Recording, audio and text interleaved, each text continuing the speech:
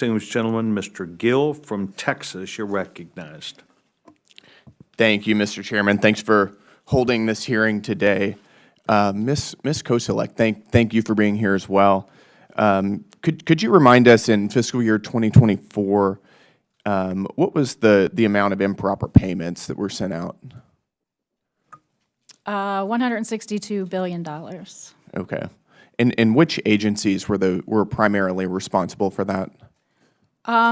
Some of the programs that had the largest dollar amounts were Medicare, Medicaid, Earned Income Tax Credit, or some of the larger ones. Mm-hmm. And how much do you guys at the GAO estimate we lose in fraud every year? We did a fraud estimate for looking at data for years 2018 through 2022, and we came up with an estimate of $230 to $250 billion. In what agencies Annually. do you primarily see fraud? That Where do you estimate see was it the most most? across all programs. Okay, got it. So if I'm in, let's just use a specific example. If I'm a fraudster and I want to collect unemployment checks that I shouldn't be receiving, and I steal somebody else's identity to do that, and I apply to the Department of Labor, what are the processes that you would expect to see the Department of Labor go through to ensure that I don't improperly or fraudulently receive a check? So unemployment insurance is an interesting one. It's a federal-state partnership program, so there are responsibilities at the federal level and at the state level. As I mentioned, really having those preventative controls in place, doing those data matching checks are some of the key controls that you could expect to see to have an entity have in place. And in this case, you need to have those types of controls in place at the state and at the federal level. What do we actually see on a realistic basis? How often are some of these checks actually applied? We have seen instances and had recommendations for unemployment, I believe, where there could be additional use by the states of some of those data checks, and I believe we have some recommendations that there could be requirements to have the states be required to do that data matching. But they're not right now, doing it's it right now. encouraged, but we have found instances where, in all cases, that is not being done, and that can be a root cause of some of these improper payments. So in other words, we're mailing out checks without verifying who they're going to. In some cases. Got it. And what are the consequences for agency heads as they're mailing out American taxpayer dollars without verifying who they're going to? The consequence is Yep.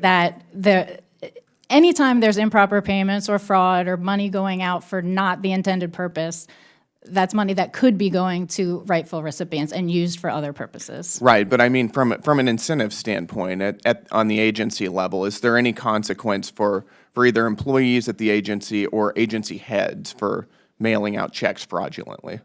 One of the things we have recommended is having an accountable official but I at mean the right agencies. now, as opposed to the recommendations, right now, is there anything to hold these people accountable? Agencies are supposed to have an accountable official to oversee Right, this, but we've But what is the accountability structure? you should Do they receive less bonuses, for instance? Are they fired? What's holding them accountable? I think that is determined by the agency as to how that mechanism is 100% set up, but certainly Congress can have accountability mechanisms. Well, what do you see? Have you ever seen an agency head get fired, for instance, for mailing out billions of dollars in fraudulent checks? I have not seen that. Got it. Okay.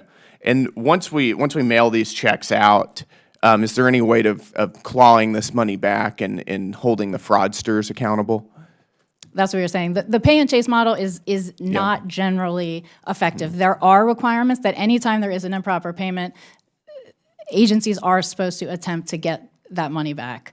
But we have found that the percentage that you get back when you're following that model, as opposed to not having to go out, preventing it is by far much more effective. Right.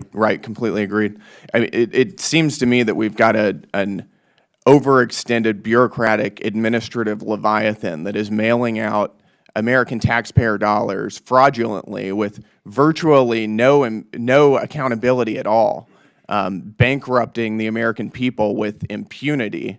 And this is from a federal government that ostensibly works in the interests of American citizens, is instead wasting our taxpayer dollars on a scale that is difficult to fathom. I think this is precisely why we need DOGE so badly to get this nonsense under control. And with that, Mr. Chairman, I yield back, and thank you very much. Appreciate the gentleman's questions. The distinguished